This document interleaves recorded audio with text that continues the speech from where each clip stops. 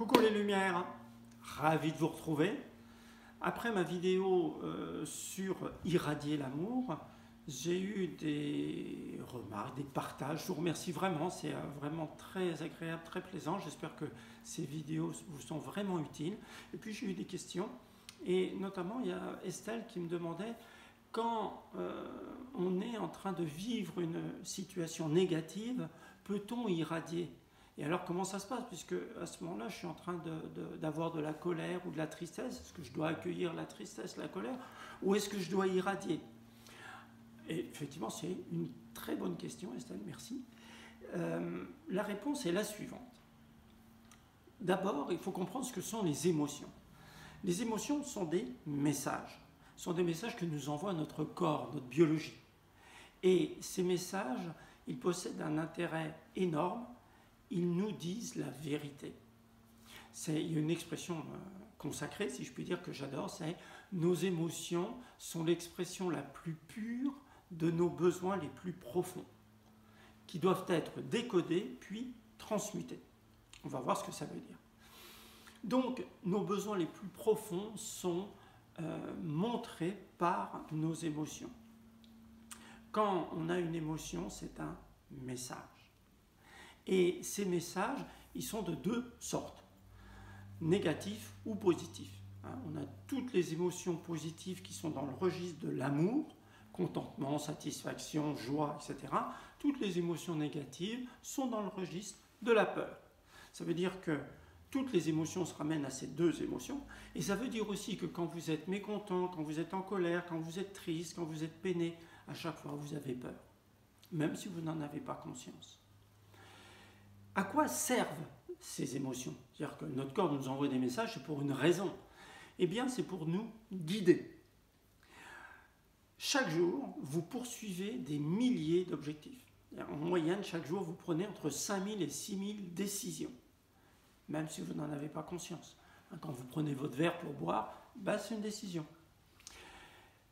À chaque fois que vous avez un objectif, vous allez être guidé. Si vous vous rapprochez de votre objectif, vous recevez une émotion positive. Si vous vous éloignez de votre objectif, vous recevez une émotion négative. C'est aussi simple que ça. Et ça, il va falloir l'utiliser. Quand on a des émotions positives, le message, il est simple. En fait, c'est bon pour toi, continue. Voilà. Autrement dit, comment as-tu fait pour obtenir ce résultat et modélise-le pour pouvoir reproduire le truc. Quand on reçoit une émotion négative, le message est le suivant. Tu es en train de te planter, rectifie. Tu es dans une situation indésirable, rectifie. Il y a quelque chose qui ne va pas. Si on le dit plus crûment, voilà, tu es en train de te planter, bouge tes fesses.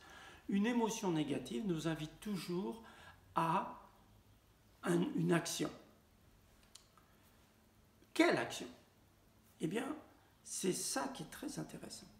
Quand vous êtes dans une situation indésirable, en fait, vous avez 3 solutions pour en sortir. Indésirable, c'est simple, vous comprenez, c'est une situation que je n'ai pas envie de vivre, quelle qu'elle soit. Les 3 solutions, accepter, améliorer, quitter. Et c'est tout. C'est tout. Vous n'aurez jamais d'autre possibilité que d'accepter, que de trouver une solution ou que de quitter la situation. Peut-être que vous avez remarqué cependant que vous êtes dans une situation indésirable et très souvent, vous ne choisissez aucune des 3 solutions. Vous n'acceptez pas, vous ne cherchez même pas de solution et vous restez là. Que se passe-t-il à ce moment-là? Eh bien, vous trouvez une 4e solution. Laquelle? La plainte. Eh oui. Oui, c'est dégueulasse, j'en ai marre, mais pourquoi, etc., etc. Et là, à ce moment-là, eh bien, vous tournez en boucle dans la négativité. Évidemment, vous arrivez à rien d'autre qu'à perpétuer la négativité. Que ça, que ça, que ça. Donc, quand vous avez une émotion négative, bien sûr, le truc, c'est de l'accueillir. Et c'est toute l'intelligence émotionnelle. L'intelligence émotionnelle, je reviendrai là-dessus, j'en ferai une petite vidéo sur l'intelligence émotionnelle, comment on fait pour être intelligent émotionnellement. Mais déjà, être intelligent émotionnellement, c'est dire Ah, je reçois une émotion, quelle est-elle? Quelle est cette émotion? Et ensuite, quel est son message? Puisque une émotion porte un message, il faut le décoder. Et vous trouverez sur Internet des sites, mais il n'y en a vraiment pas beaucoup. J'ai mis le décodage de toutes ces émotions, tous les décodages que j'avais réalisés moi, dans mon livre Festin mode d'emploi, 2.0 maintenant. Et chaque émotion est un message. Estelle parle de la colère et de la tristesse. La colère va nous dire, mets un stop parce que quelqu'un est en train de mettre à mal une de tes valeurs fondamentales et est en train de prendre du pouvoir sur toi, ou veut prendre du pouvoir sur toi. C'est ça le message de la colère. Le message de la tristesse, il nous dit, laisse partir quelque chose. Il y a quelque chose que tu dois laisser partir, que tu ne veux pas laisser partir. C'est-à-dire que la tristesse nous dit, fais le deuil de quelque chose ou de quelqu'un. Donc vous voyez, il y a toujours un message. Donc, si on revient à la question d'Estelle, qu'est-ce que je fais quand je reçois de la négativité? Eh bien, je l'accueille. Et je regarde en quoi la situation qui a déclenché mon émotion négative est-elle indésirable et que me dit mon corps émotionnel pour en sortir? Est-ce que je dois accepter? Est-ce que je dois améliorer? Ou est-ce que je dois quitter? Je le fais et après, je reviens à irradier.